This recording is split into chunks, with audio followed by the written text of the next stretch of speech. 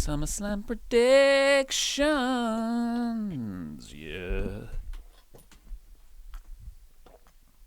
There we go. You can hear yourself okay? I can hear myself now. It was kind of cutting out and fuzzing around. Brillo pads. Okay, here we Splash go. of coffee into my face. You ready? Oh man, I got it on my shorts. You ready? Yes. Don't be Chet. Hello and No, I wasn't ready. Support WrestleTalk! Give us a subscribe. Hello and welcome to WrestleRamble. This is Luke Owen, I'm Oli Davis, and today we're going to be looking at the biggest party of the summer. Not a competitive sporting event, not somewhere where men fight men or women fight women. It's a party. It's the biggest party of the summer. Oh, I'm excited as an aggressive, pent-up, raged man. Sure. So what I'm saying is it's predictions for SummerSlam and NXT. Didn't plan that. That came out. That's not what I wrote down for you to say. Click the timestamps in the video description below to be taken straight to those SummerSlam predictions or straight to those NXT predictions. Or we could just talk right now about the party bit, which is now that's come up in conversation. You and I have talked about SummerSlam's branding in the studio. We were just watching some Southpaw Regional Wrestling videos on the old YouTube machine in celebration of Season 2 starting today. And before each one, there was an advert for SummerSlam, and it would just be like John Cena going like, Baron Corbin, I'm going to face you at SummerSlam, and you're not going to win because you can't see me, or something along those lines. Paul Heyman with Bork Lesberg and stuff like that. But they had that SummerSlam theme in the background that's, I don't Dancey. know. Yeah, I don't know who it's by, but it does feature James Arthur. And it's Machine Gun Kelly. Oh, It it's actually Machine Gun is. Kelly. I joked about it last week. It's probably Machine Gun Kelly. Like, it's probably the next event is usually Backlash. Yeah, and it actually is. And it features James Arthur, former X Factor winner.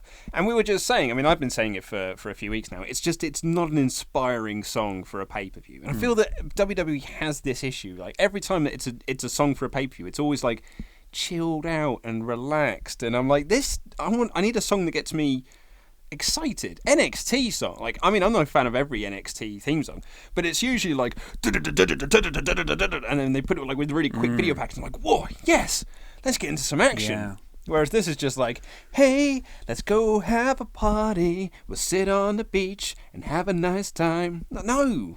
Yeah, I completely agree, especially because you watch a lot of old stuff.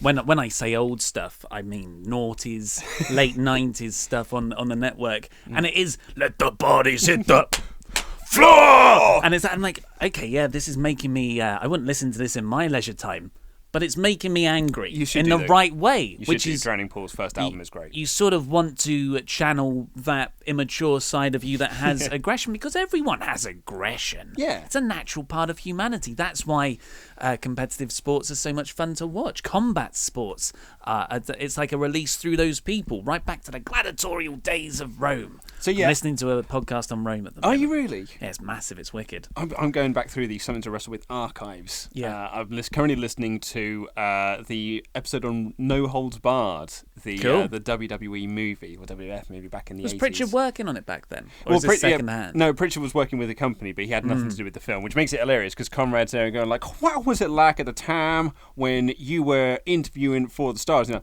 I weren't there. I didn't have anything to do with it.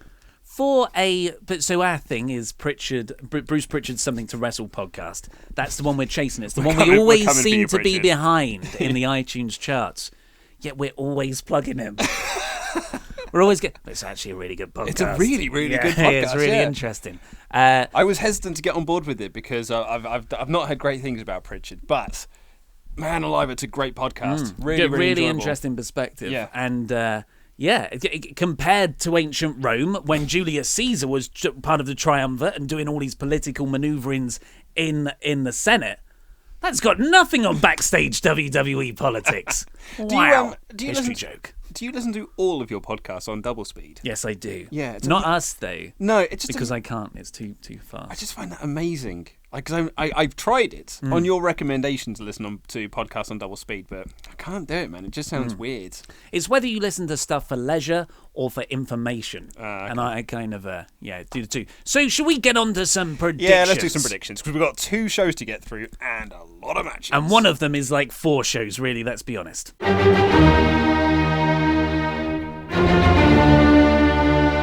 First up, on Saturday night, which is when most of you people will be watching it, I suppose, of course, the Patreon people got this a day early. But Saturday sees NXT TakeOver Brooklyn Tres for the Spanish listeners. That's the next market we're going to hit up. Although I hear India has a lot of people. Yeah. So maybe we should do this how in many Punjab. numbers is it? But they don't say it often enough on the WWE programming. It's definitely over 1 billion. Mm-hmm. It's probably Force Awakens box office. That's how I usually think of it. It's around that, over 1 billion. Are you okay? Sorry, you're sweating. I had a hair in my eye. This is going to be... Can you see it? People are going to have a Photoshop party over this. You got in it. The comments there. Thanks, man. I could tell there was something there. It was doing my head in. I mean, people say we'll look at each other very lovingly enough as it is, and now that's the classic setup. Yeah. You've got something in you. Let's not go any closer. Let's talk about non homoerotic stuff. Let's talk about 2 dudes who are going to kick the hell out of each other. 2 scantily clad men grappling. That's not homoerotic. And we're kicking things off. Nice. Excellent use of the word. Nice. With Hideo Itami versus Aleister Black. Now, just before we came into the studio, you said not to press you on any storylines in NXT because you don't watch it on a week-to-week basis. So I'm not saying that tell me about the story. Actually, my question was going to be, what are your feelings on Hideo Itami and Aleister Black? I'm very excited. So I get most of this through osmosis. The NXT plot lines and stuff. It hasn't gripped me for a while now, for about a year, where I used to watch it on a weekly basis, but now more of a occasional few clips, read the reports, watch the takeovers, because the takeovers are consistently astounding. Yes. Now this, Hideo Itami, of course, I'm familiar with his work as Kenta in Japan, and then I saw when he first came in, but he never really, I like the whole tease of the GTS. The GTS at the start, his move originally, of course. But really, I mean, it's almost like Itami has gone... timing is so important, but it feels like he's missed it. But at least he seems to be building himself back up with this heel character after the fact of missing where he should have gone over at the WrestleMania when he was meant to be in the... Well, he was in the Andre the Giant Memorial Battle Royal, but it was a poor showing. It was meant to be like that was going to be a big launching pad for him, but unfortunately that shoulder injury kept him out, and then he came back from that and got another injury, which kept him out. He was probably meant to win the title in Japan, but it went to Balor. It went to Balor instead, yeah. But Aleister Black, however, I am very familiar with, because when I used to go to Progress shows every month, he was Tommy End, and that's how I was first exposed to him. He is just freaking amazing. Like, so good. The first time he walked out, I wasn't familiar with him before, but when he debuted for Progress, and he just walks out, looks like nothing else. He is just, whatever it is, the thing that Chris Jericho you're going to get it. He has it. I don't know what it is, but he has this aura around him that's very intangible and difficult to explain or articulate. But it's just, it's there, and he is genuinely threatening. Mm-hmm. He could just stand there with a blank expression, but it's threatening. And I just love watching him wrestle. I think, from what I have seen of him, though, as much as I am enjoying his squash matches of people, and I watched the Kyle O'Reilly match and the Bobby Fish match, they were both very good. They went about 10 minutes. There is something about this character which is so dominating that is kind of limiting him. I feel. Interesting. Because people just want to see the kick, right? Yes. After a while. Yeah, the fade to black. And when you're so dominant sometimes, you can lose interest in the rest. Although a very good match, you don't necessarily want to see a very good match with these sorts of characters. You just want to see kick. Whoa, that was wicked. Like Baron Corbin, remember when he got over? Mm-hmm. People would count to see how long the matches were going to go on. Yeah. But then when he starts to have longer matches, you're like, ugh. Yeah. Whereas the difference is Black is actually a very, very proficient wrestler. So, but in prediction-wise, I spoke a long time for something I know very little about. It was NXT impressive. build. It was very impressive. Well, I love Tommy End from the Progress days. I'm going to go with Black because he seems to be getting the big push. And I also read he's getting a big entrance, possibly with a live band. Oh, really? Yes, because it is an actual band that do his entrance music. So I am also going with Aleister Black on this, if only because I think this is going to further Itami's heel turn, which I've been really enjoying. And I think this is going to be another step in his heel evolution, is losing to Aleister Black. I think he is awesome. There is nought like him in WWE, and that's what makes him stand out. And plus, like every time I watch him have a match, I Google Muay Thai training in my local area. And I just, you think you're gonna? Every time I do it, at the grand old age of 31, I'm like, maybe now's the time that I can do it.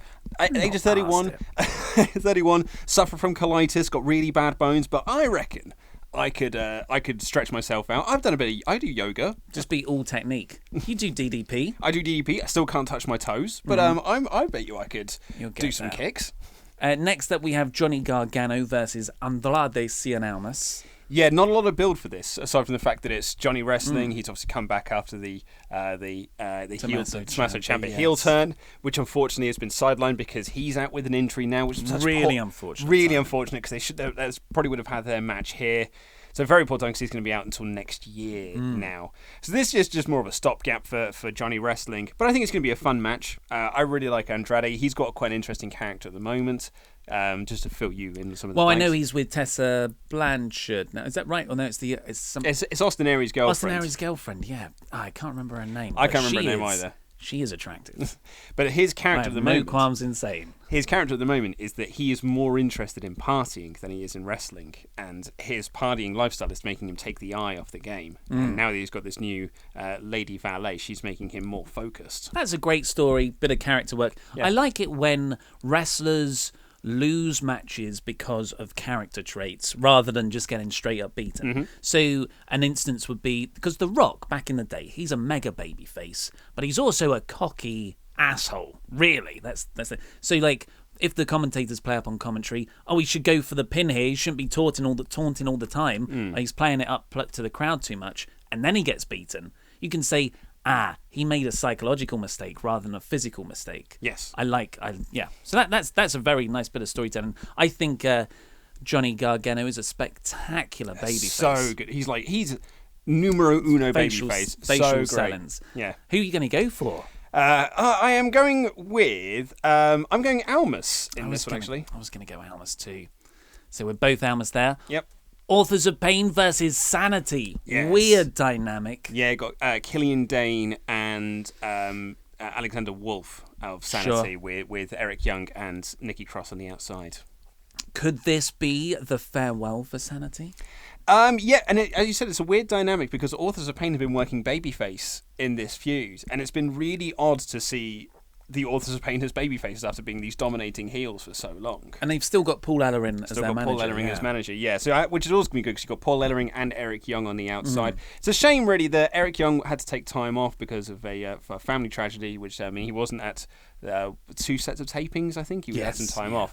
So it would have been really great to have had like Paul Ellering and Eric Young doing promos on each other because they're both great promos. But so in really the bill's not been fantastic for this. It was just 1 week Authors of Pain beat them down. The following week Sanity beat them down, and that's more or less been about it. It's from in this year period where I haven't been as interested in NXT. The thing I was always interested in was the Authors of Pain Revival DIY dynamic. So I was always excited about the tag matches and Bobby Roode's entrance. Those were like the main things I looked forward to. But now, of course, Revival have been called up and subsequently injured, both of them. It's so unfortunate. And then the DIY, of course, split up. So now it's the Authors of Pain, who I never considered as great. Like, everyone else did the work for them. They look spectacular in it, but you can see where the work's being done. And versus Sanity. Big Dane moves fantastic. Killian Dane. It's a big man match. This is a meaty match.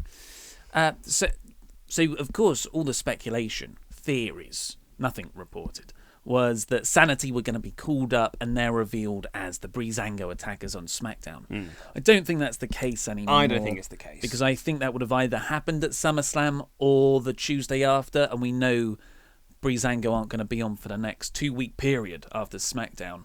But they did have a clue, 2B. Have you seen... Someone emailed in. I'm sorry, I've forgotten who it was. Who that could be. And I didn't think of this. 2B. Or not 2B. Oh, you think in Aiden English? Well, that's what someone tweeted me that. I thought you were referring to that. That's also possible. 2 Bollywood boys. Oh, I hope it's not then. That'd be really lame if it's just the Singh brothers. That would be really lame. Oh, they're not called the Bollywood boys anymore No. either. Oh, that wouldn't work. Shut my mouth. So, who are you going with here? For the longest time, I was going the Authors of Pain. However, and this is just me wildly speculating here, they released this week the lineup of characters for WWE 2K18. And amongst the NXT lot was Sanity. It was all members of Sanity: Eric Young, Killian Dane, Alexander Wolf, and Nikki Cross. And they released a video of their entrance. And it looks great on the video game. It looks awesome. Interestingly, also in that list of NXT stars was Sawyer Fulton, who was the original member of Sanity before he got injured and was then kicked out of the group. So, I'm wondering whether or not they're going to have Sawyer Fulton return soon and start a program within that, maybe between him and Eric Young. So I'm Certainly possible. So I'm wondering if there's going to be some sort of return maybe here, either costing Sanity the match or rejoining Sanity. So I was Authors of Pain. I'm sticking with Authors of Pain, I think. I'm sticking with Authors of Pain for different reasons, though. I'm looking at the other results of the night and where I think those are going to go. And I don't think there'll be that many title changes on a show.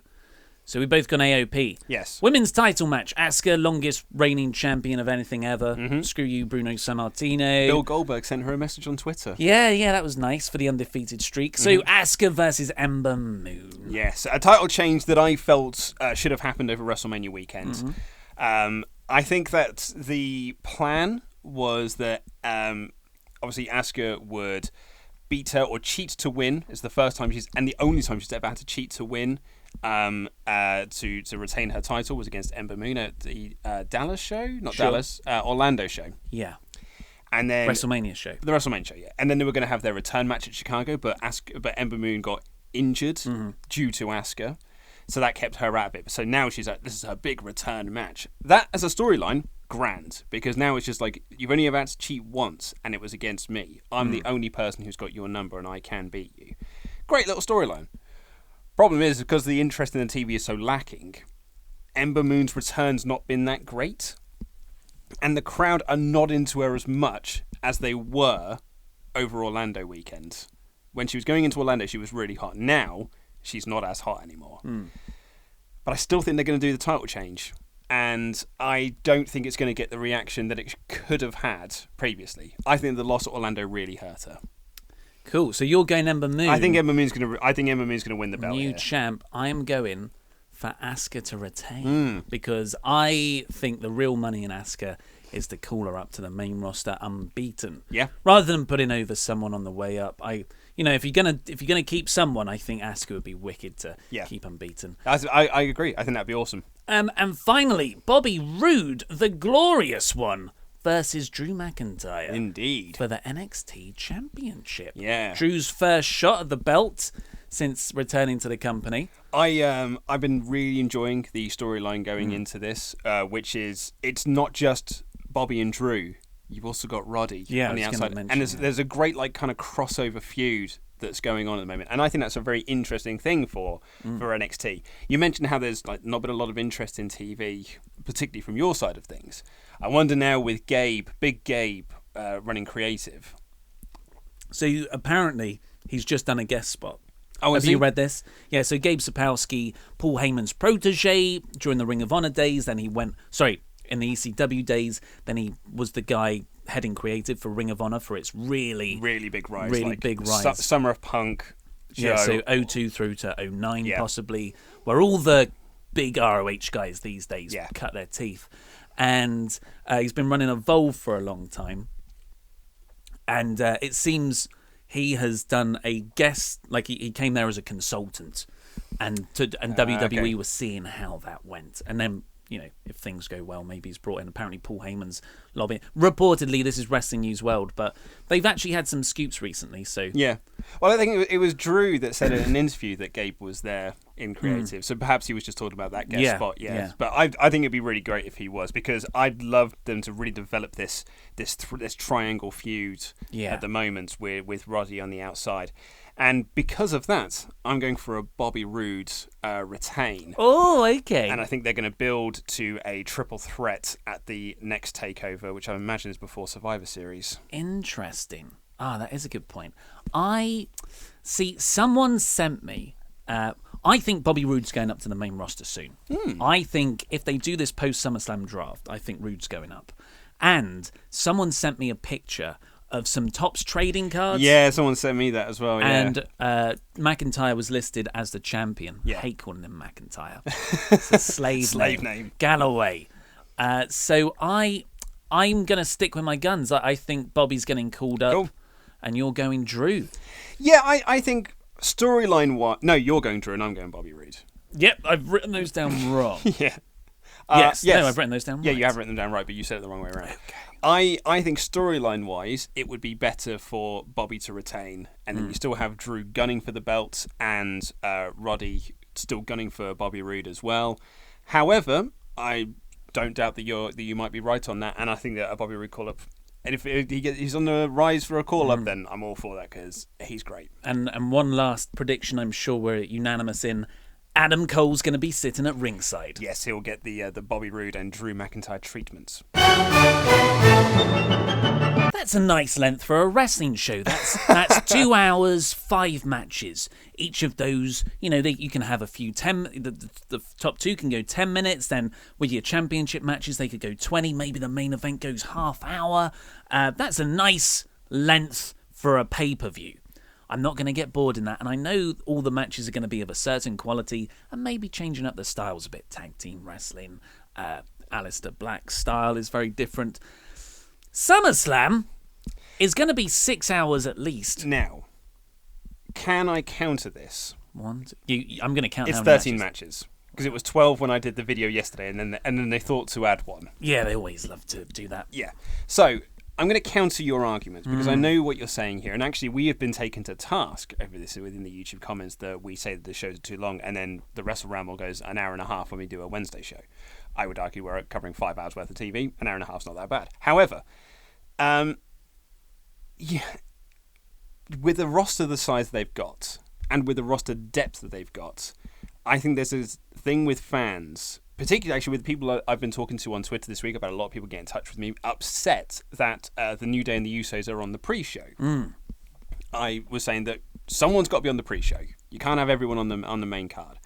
But a lot of people, based on the interactions I've had, are very upset that certain people aren't on the cards.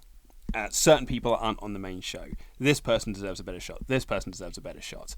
So I think that when you're WWE and you're like, okay, well, these fans want X number of people on the card, so we've got to try and get them on the card somehow. Let's present this 6-hour show and kind of get on there. So they're kind of listening to the fans and giving them all of this stuff, and then at the same time, and then we go, but that's too long. I completely disagree. I think this comes from an outdated, well, not an outdated, but a wrestling mindset that I don't agree with. I thinking, again, bring on the accusations of being too long in these ramble chats, but you'll notice all the other videos we do are purposely succinct in like 3 to 5 minute news roundups. And that is that quality really should reign over quantity.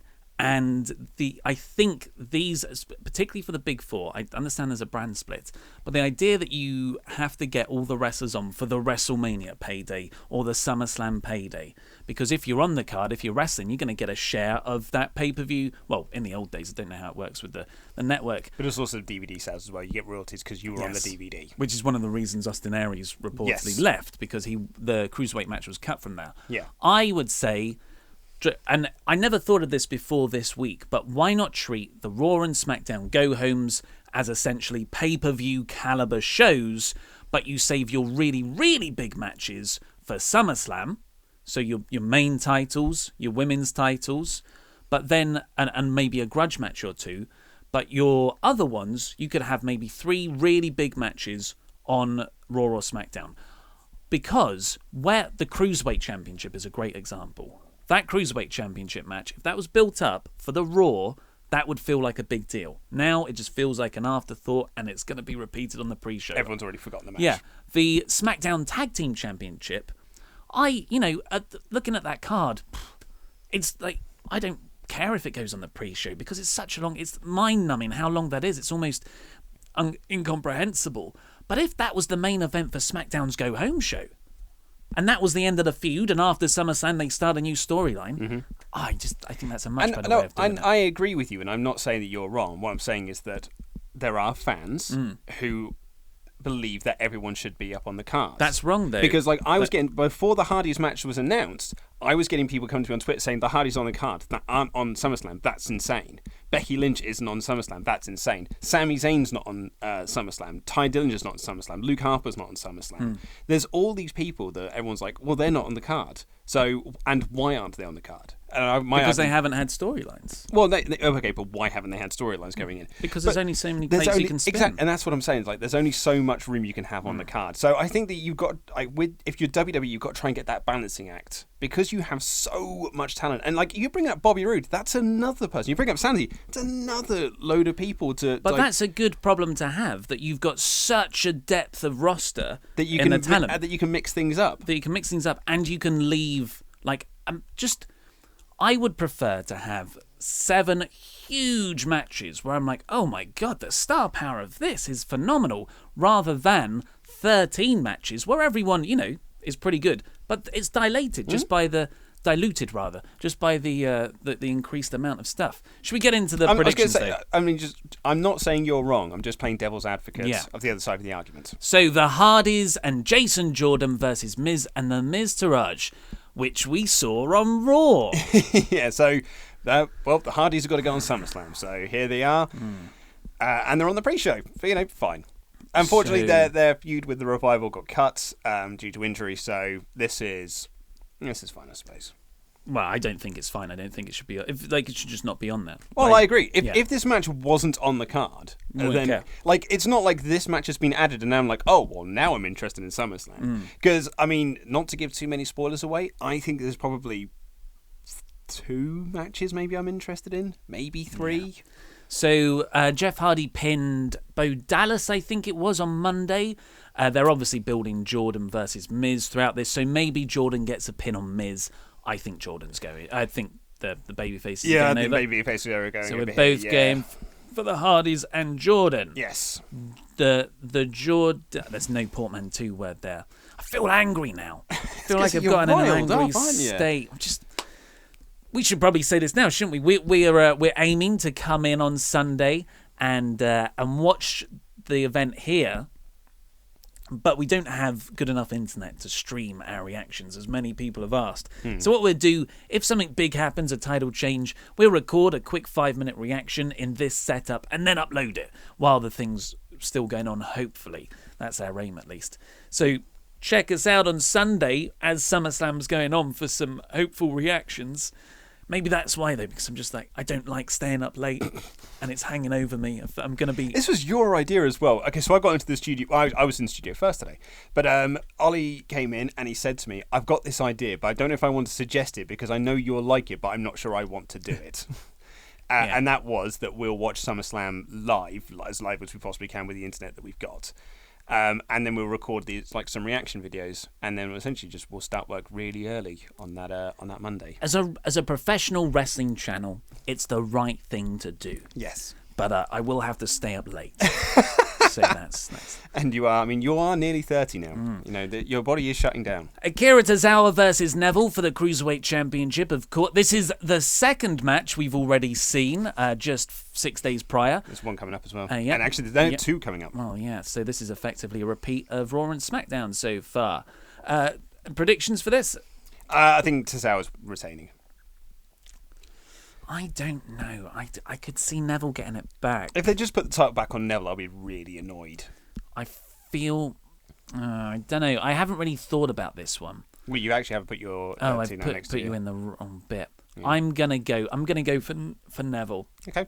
So that's the first one we disagreed on. Ooh. It could all fall down.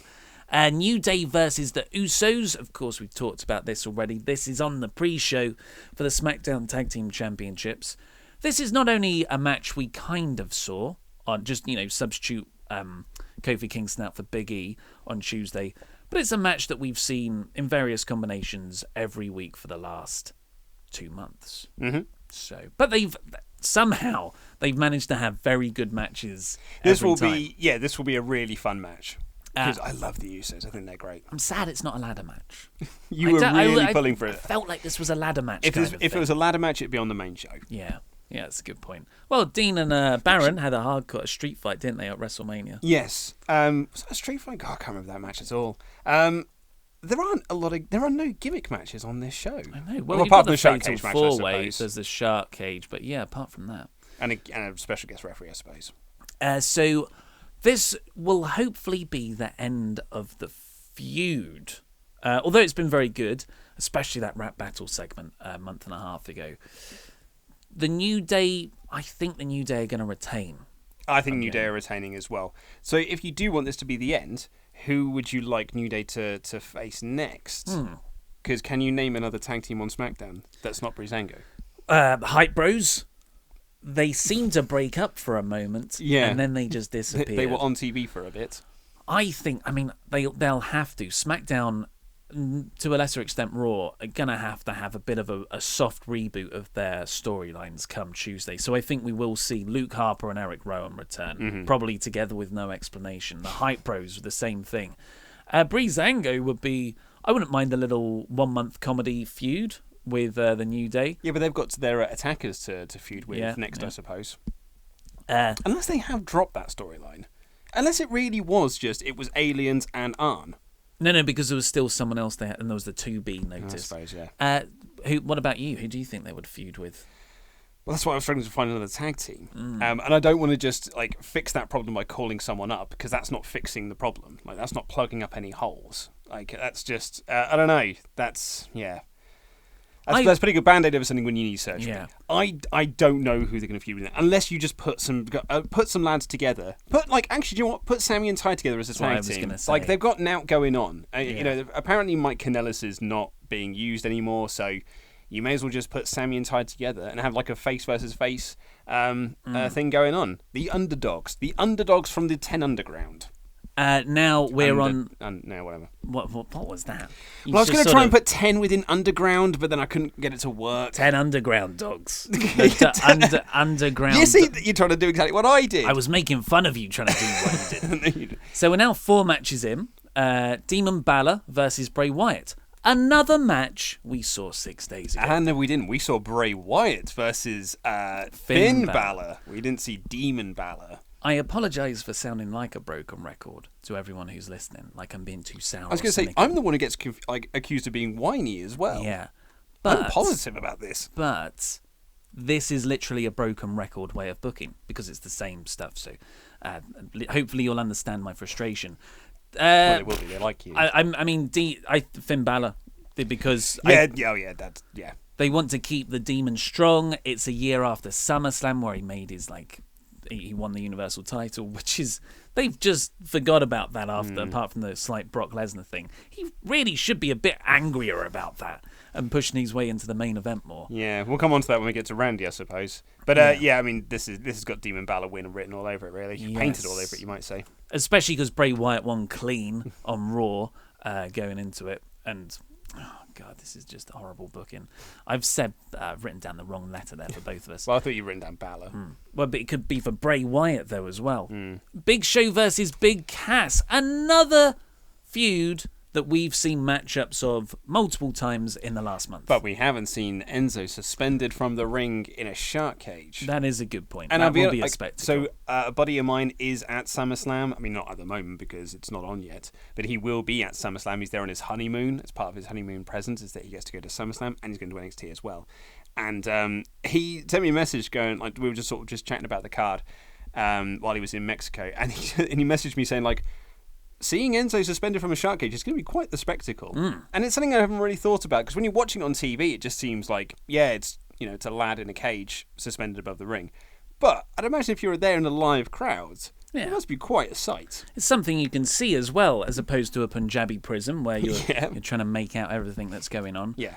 There's a bit of speculation, like a fan theory from Brian Alvarez, that Enzo will turn heel on Cass. Is that a heel on Big Show? It's my favourite kind of fan theory as well, when people report it as news. Because it was just really funny, because like I had quite a few people saying, like, have you heard the rumours that Enzo's going to turn heel and join with Big Cass? And I was like, what? So I started like looking at it, and it's just websites going like, Brian Alvarez has said. And I listened to the show, there's Brian Alvarez going like, well, here's my theory. Yeah, he could do this. Like, here's one way. Here's one way of doing it, and then plans have been leaked. Yeah, people do that with Dave Meltzer all the time, poor lad. So Big Show versus Big Cass. I think Big Cass has the bigger money in him. So I think hopefully this is the end of this feud, and Cass will go on to bigger things. So I'm saying Cass here. I'm saying Cass. Yeah. I don't see the point in Big Show winning. Oh my God! Almost fresh matchup: Randy Orton versus Rusev. And it's one I have zero interest in. Yeah. What reason have I been given to care about this match, other than Randy Orton can hit a move out of nowhere? That was pretty cool though. What else happened? Rusev attacked Orton from out of nowhere, or so, after the Jinder match. So looking at Rusev. So Rusev was out with injury for a while, and he was drafted to SmackDown. And back around Money in the Bank plans, or the one before, which was probably Backlash, there were reports that Rusev was going to come back, and because you cut those promos saying, "Put me in the main event."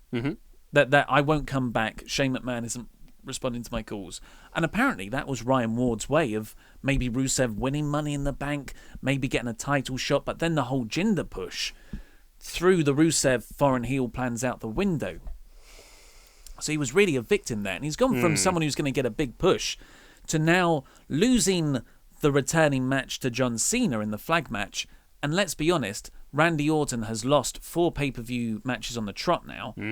So the way it usually works is he gets the win back, because the reason he won at WrestleMania, the reason he won at Royal Rumble, is because he got busted open hard way by Brock Lesnar at SummerSlam last year. Yeah. This was the kind of make amends to that. Sorry about that, Randy, but you're going to get Rumble. Sorry, you get as to an win apology. the Rumble, yeah. 15 years after you debuted, you get to win the Rumble. So I think it's quite transparent. I'm going for Orton. Yeah, Orton's winning this one absolutely handedly. Naomi versus Natalya for the SmackDown Live Women's Championship. This is a fresh match. They've kept them apart. Natalya's looked strong going into it. It's been a well-booked feud. But as great as Natalya is, she doesn't have the presence of some of the other female roster members, like a Becky Lynch or a Charlotte. Becky Lynch is really fantastic. So good. So I'm not really looking forward to this match. It'll be fine, and I'll pop for the skidding slap that Naomi does. And her entrance. Her entrance is awesome. But I think Naomi's retaining here. So do I. And that's based on the Dirty Sheets report, who are very good recently. They've leaked a lot of results. They said that Naomi's holding the championship through to the end of the year. Yes, because the scuttlebutt is the rumour and innuendo, some might say, is because they're doing a deal with Mattel where they're going to be releasing a toy version of her glowing belt. Yeah. And they want that to be released for Christmas. Really, if they want to sell it for Christmas, she has to be champion with that belt. And then if they want to kind of like push it as a big toy for WrestleMania as well, which, I mean, would lead you to believe she might be champion up until WrestleMania. Which would be spectacular, all those belts in the WrestleMania crowd glowing in her entrance, kind of like what Bray Wyatt has with the Firefly lights on people's phones. Yeah. The next women's match is Alexa Bliss versus Sasha Banks. I'm actually excited for this. Are you? Yeah, because I'm a big fan of Sasha Banks. There was that period last year where, as great as the Banks-Charlotte feud started off as, it descended into comedy after a while, how much they were trading it back and forth. And I feel like she's hit her stride again. She had 2 cracking matches with Nia Jax that I really enjoyed. And hopefully she can get a good match out of Bliss, because Bliss isn't the same caliber of worker. With Jax, Banks can play on the size difference. Jax doesn't have to do as much because she can just rely on the power moves. So it'll be interesting to see how they structure the match. But I just like Banks, so I I'm really excited like Banks as well. And I think you were saying about how Aleister Black, whatever it is, he has it. Whatever it is, Alexa Bliss has it. Yeah, that's I think that a good she point. is so good. She has picked this game up so quickly, and you look back at her early NXT stuff when she was the Bliss Fairy or whatever it was. She was the little cheerleader girl. You look at that character then. And you look at what she is now, and how quickly she is just she was a manager. She was a second to Blake and Murphy, and just quickly outshone them. And she was so damn good, and she's such a great champion. She just looks like a star. She holds herself like a star. She is money, and Sasha Banks is such a damn good worker. I think this is going to be a really, really good match, and I think Bliss is retaining. Booker T would agree with you, I think, on all those points. With a dirty dog. You know, I think the long-term direction you really want to go is Banks turning heel, and Banks turning heel on Bayley specifically. That's such a meaty feud you could have there, especially the way they've been playing them up as best friends forever. But Bayley, who of course was meant to be in this match originally, has had a shoulder separation. She's at least out for a couple of months. I don't think it's for doing a that. work. it's probably not a work. I don't think it's no, a it's work. not. And the only reason I said it is because I just think that there are signs there, but it probably is a legit shoulder separation. So but I think Banks winning the title really should come in Bayley. So it doesn't make sense for Banks to be the champion already. So I'm going to say Alexa Bliss retaining as well. I think there's more money to be made with Alexa Bliss as champion.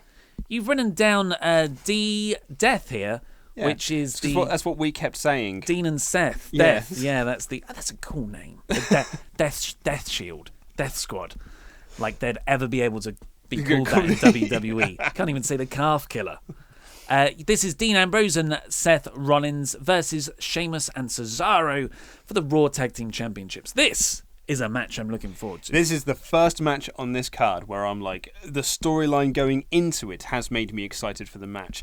Bliss versus Banks, I'm excited for because I really like both. I like both girls. The Usos versus the New Day, I like both teams, but the storyline going into it has made me like, oh god, I can't wait to see these two fight.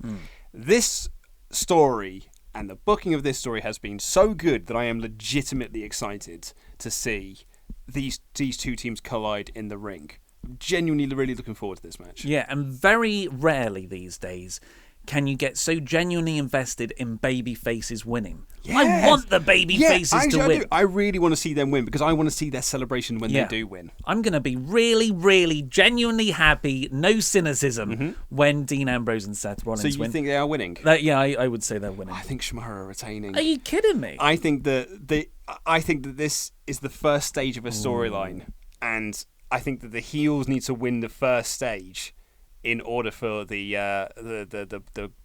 good guys to retain eventually. And do you know how I would book it? An accidental collision between the two. Oh no, you don't want to. Maybe later on down the line. So the way I see this going is Sheamus and Cesaro really are the set dressing for the story of Dean and Seth here. And you've told the story of them coming together. And now when they've united, you want them to win straight away. So they win straight away. Shimaro, they get their rematch later on. Hopefully they lose that feud. A few more feuds later. And then finally, Dean turns on Seth. That's got to be the long-term. Absolutely, yeah. So, just to clarify, I want Dean and Seth to win.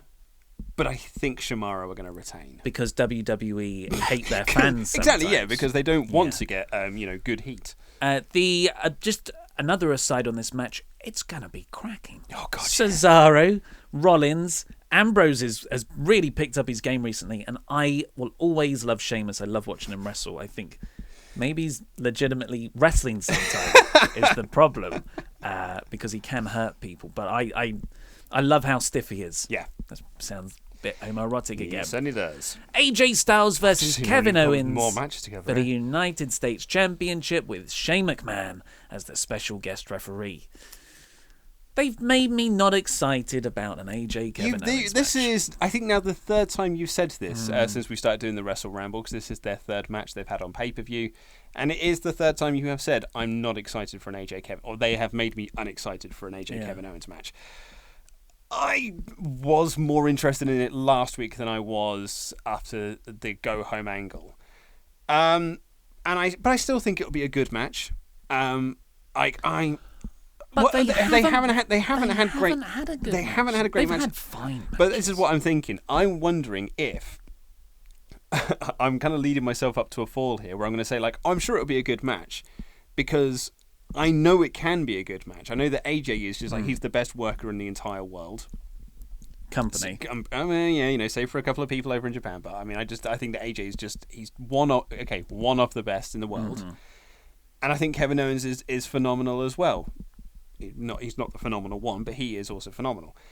I know that they can have a good match. I just don't know why they haven't had it on pay-per-view yet. I don't think that the finishes have really, really harmed them. Yes, absolutely. Because sometimes the last 5 minutes of a match can turn a normal match into a spectacular one. Yep. Or but they had, I think the first one was where AJ's foot was tangled in the wires of the commentary desk.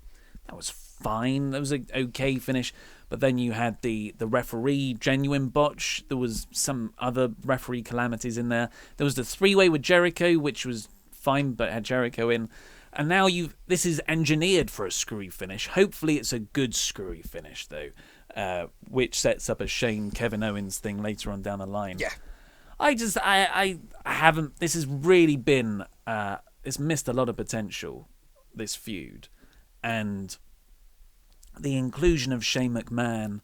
While I like Shane McMahon, as I said on the last one, he's now presented as someone who can square up genuinely to other wrestlers. Yeah. And that's never been what I've liked about Shane McMahon. I like that he is the underdog who's really going to lose all the time, rather than this like Muay Thai professional. I could beat you up. I'm going to throw down with you. With my grey hair dad bod. Yeah. So, but in terms of who wins, I think Owens. Oh, yeah? Yeah. I'm going AJ.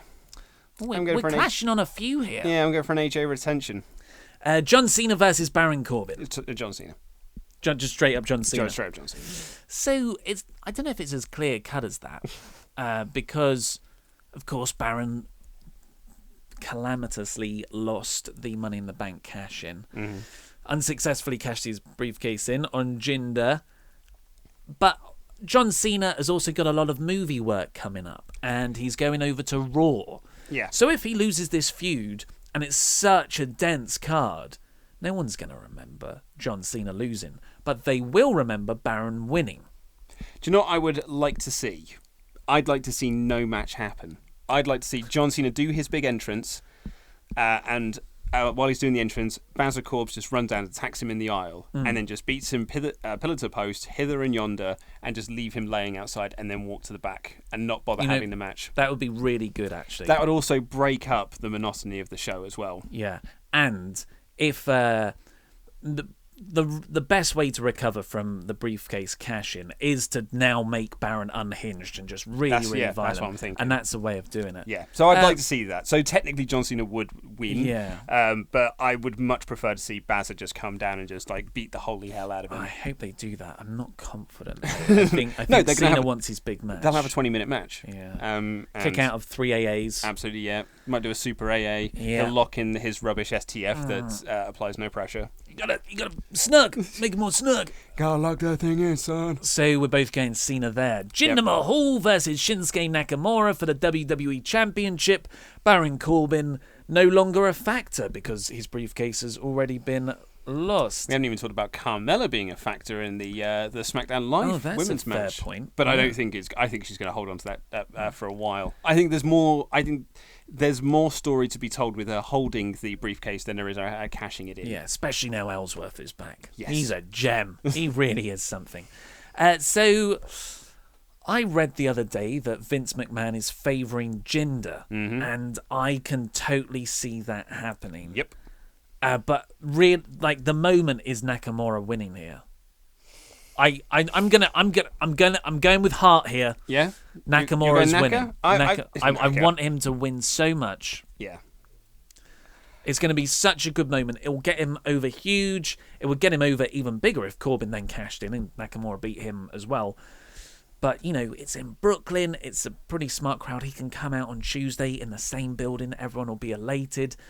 looking at the card, there's not that many title changes that we've predicted. You got the Raw Tag Team Championship, but apart from that, everyone is retaining. I'm spoiling now. I think Lesnar's going to retain in the main event. Mm-hmm. But it's whether they, Jinder, the big India project, 1.3 billion people. Oh, that's the number. Yeah.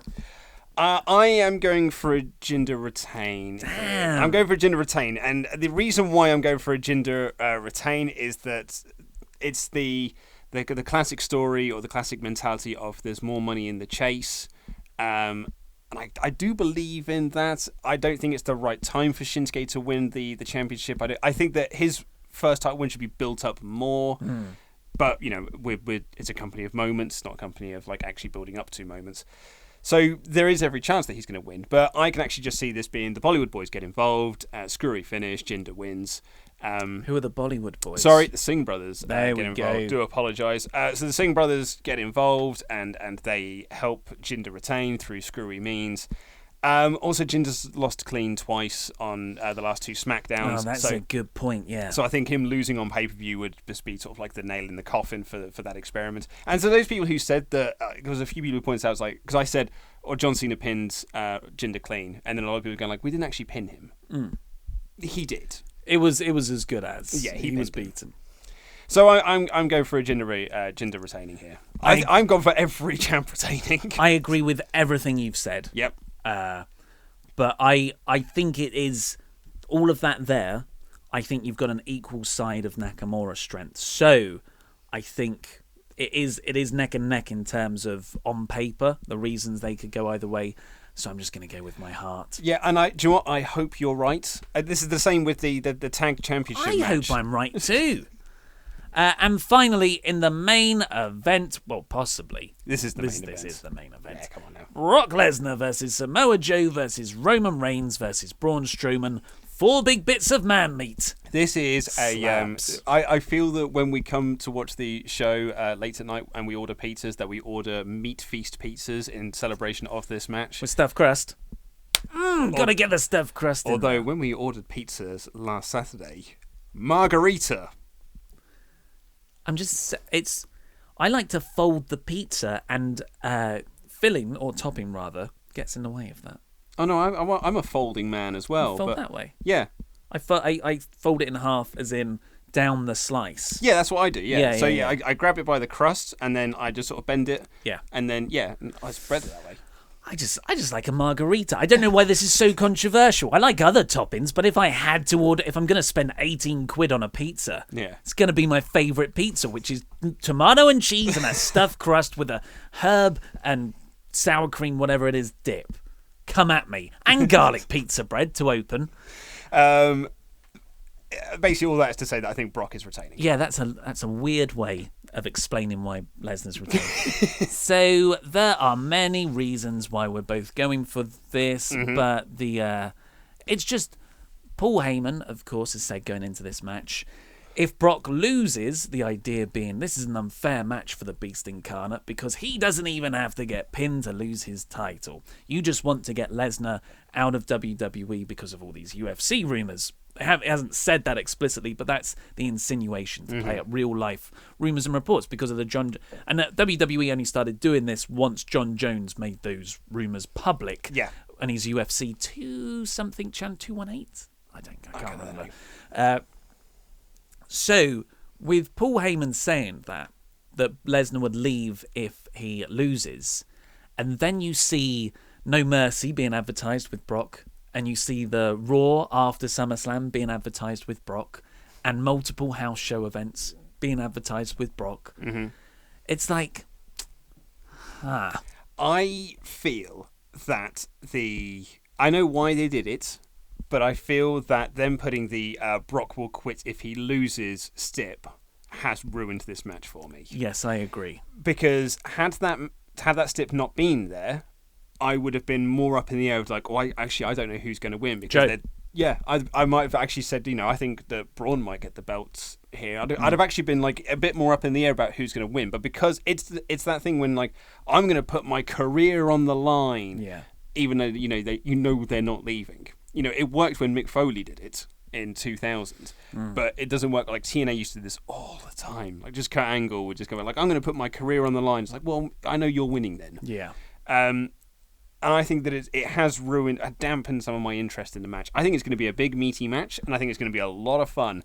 But I think it is more or less cemented that Lesnar's retaining. It was like when Undertaker put his "This will be my last WrestleMania" on the line in the Shane McMahon match, and you're like, I know you're winning now. Yeah. So how about, because I think it's Brock Lesnar is winning, and I think Braun won't get pinned because I think they're going towards a Brock Braun, maybe it's Survivor Series. I can see that. Yep. Who do you think's getting the pin? Or it could be at No Mercy, actually. Who do you think's getting the pin? Who's going to eat the pin? I could... Because Reigns might be facing Lesnar at WrestleMania next year. Yeah, and if it's not... Because someone asked me about this yesterday, what do I think the main event? I said it's either Roman Reigns versus Brock Lesnar, or it's Roman Reigns versus John Cena. Sure, yeah, I agree. So, unfortunately, I think that does mean that Samoa Joe is going to be the one that's eating the pin. But he took the pin last month as well. I don't think... But of the four in this main event, he is the least pushed of the four. And he's arguably the most over. You can't compare him to Lesnar, but man, when Joe comes at Braun Strowman, awesome. Yeah. But he's comic book awesome. Brock Lesnar is almost incomparable because he's on a different level. Roman Reigns, we all know the issues there. Samoa Joe, that is a genuine, organic, he's going to beat someone up. Joe. I want to see Joe kick some ass, but yeah. Great on the mic, great in the ring, threatening. Yeah, but it's a party. But he's just also a Summerslam party. He's not Roman Reigns though, is he? He's not. He's not got that luscious long hair, those dreamy eyes. Gotta love sweaty hair.